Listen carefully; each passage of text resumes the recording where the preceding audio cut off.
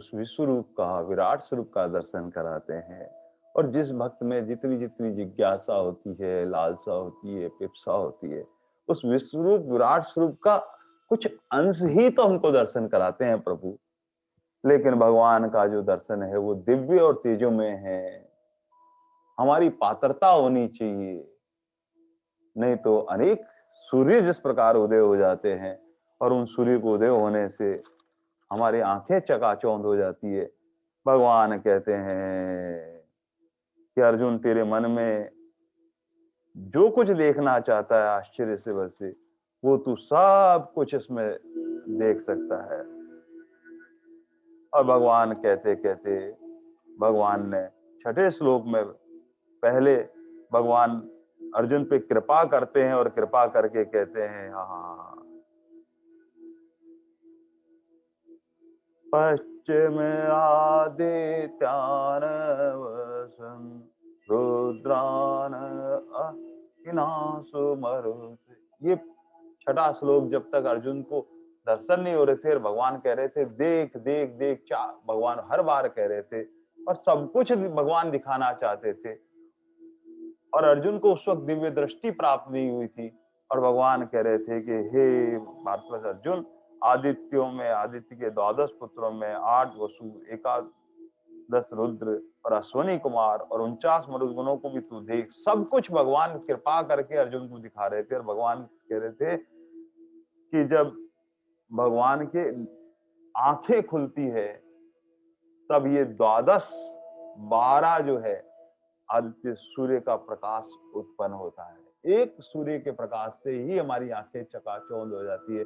और भगवान जब आंखें बंद करते हैं तब ये एकीकृत होकर फिर लीन हो जाती है। इसलिए भगवान के मुख से उष्ण श्वास में सब जगह ज्वाला रूप जो निकलती है पावक, उसमें से 8 वसुओं का जन्म होता है। और भगवान जब तिरछी भोग करके कहीं क्रोध स्वरूप में जो होते हैं तब उस क्रोध के कारण 11 रुद्र का उदय होता है। और इन्हीं भोग में जब सौम्य रूप प्रकट हो जाता है तब उसमें से अश्विनी कुमार जैसे अनगिनत जीवन दाता प्रकट होते हैं। ऐसे भगवान के कर्णेंद्रियों में से पवन की भावी उत्पन्न जो है, नाना प्रकार के पवन उत्पन्न होते हैं। इसी भगवान के एक सहज रूप में से अनेक देवता, अनेक सिद्ध सब उत्पन्न होते हैं। और भगवान कहते हैं सब तू देख, ये अनंत रूप देख अर्जुन। और अर्जुन को सब कुछ ही कहने के बाद में संत कहते हैं कि जो वेदों का जो इतना सामर्थ्य नहीं है, ऐसी अर्जुन पर भगवान कृपा कर रहे थे। काल का आयुष्य भी जहां छोटा हो जाते हैं, भगवान ऐसी कृपा कर रहे थे। विष्णु की, ब्रह्मा जी की जहां थाक नहीं लगती है, भगवान वो स्वरूप प्रदान कर रहे थे। और भगवान कह रहे थे तुम प्रत्यक्ष देखो, सब कुछ देखो देखो देखो। और अर्जुन स्तब्ध की भांति भगवान की तरफ देखता रहा और भगवान से कहने लगा, भगवान आप कृपा करो, मुझे वो दिखाई नहीं दे रहे हैं। तब भगवान ने कहा, अरे मेरी सामर्थ्य, मेरी कृपा बिना ये विश्व रूप का दर्शन होता नहीं है। मैं तुम्हें वह दिव्य दृष्टि प्रदान करता हूं जिससे तुम विश्व रूप का दर्शन करोगे। और इस दृष्टि से व्यापक ऐश्वर्य युक्त देखकर तुम इतने आनंद से विभोर हो जाओगे और फिर आनंदित नहीं रहोगे। भगवान कहते हैं पश्चामी, परम श्रद्धेय स्वामी जी महाराज कहते हैं पश्चामी योग में ऐश्वर्य 8वें श्लोक में कि जानना और देखना क्या होता है। जो जानने में आता है वह भी भगवान है, जो देखने में आता है वह भी भगवान है। इतना ही नहीं, जानने देखने के अलावा जो कुछ भी है वो सब कुछ भगवान है।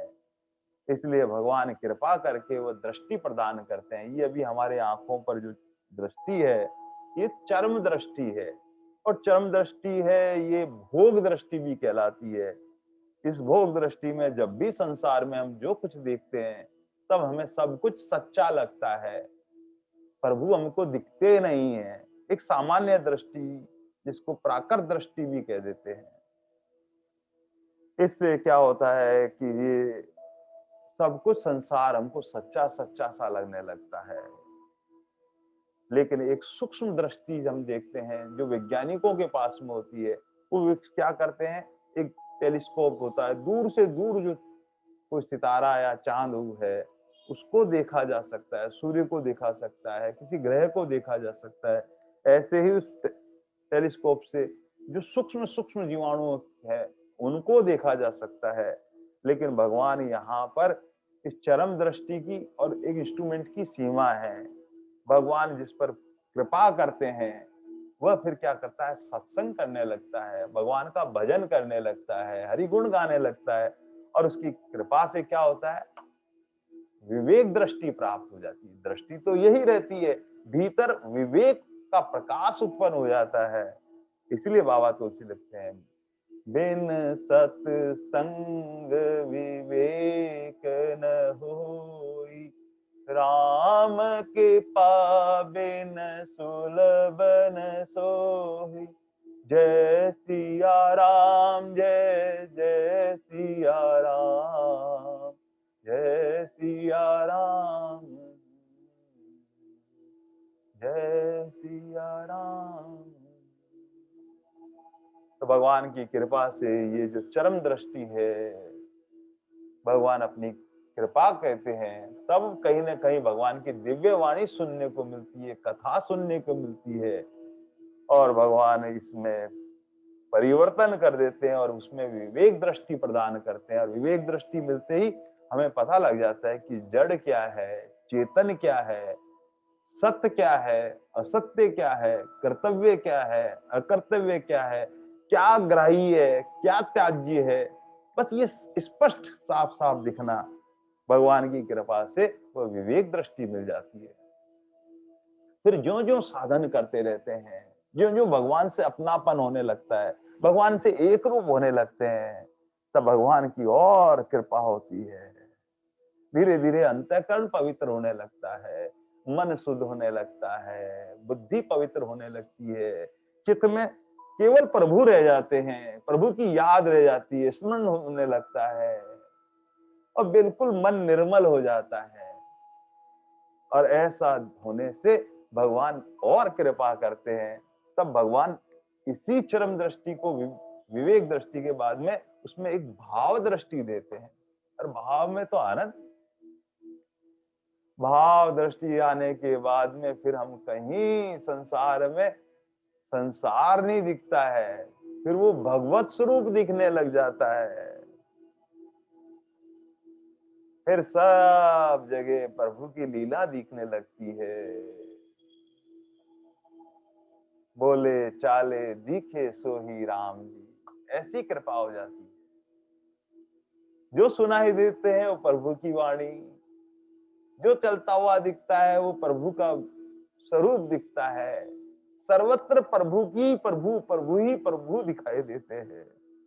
बस जब हमारा अंतःकरण धीरे धीरे नाम स्मरण करते हुए, सत्संग सुनते हुए, कीर्तन करते करते करते भगवान वो भाव दृष्टि दे देंगे। और भगवान की बहुत बड़ी जब कृपा होती है, अर्जुन जैसी पात्रता रखता है, जिज्ञासा रखता है, लालसा रखता है, भगवान ऐसे प्यारे अर्जुन की पंक्ति में बैठने वाले को दिव्य दृष्टि प्रदान करते हैं।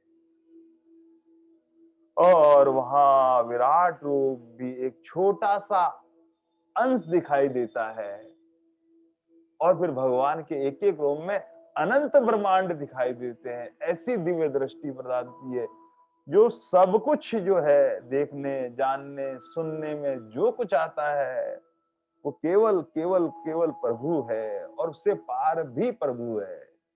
वो दिव्य दृष्टि कहलाती है। और दिव्य दृष्टि के भी स्तर है अलग अलग।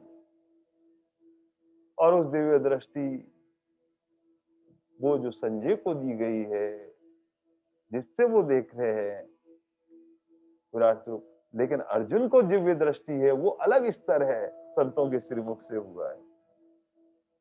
बस भगवान ऐसे कैसे कैसे इन नेत्रों को पलट देते हैं और दृष्टि पलटी और सृष्टि पलटी, सर्वत्र प्रभु का अनुभव होने लगता है।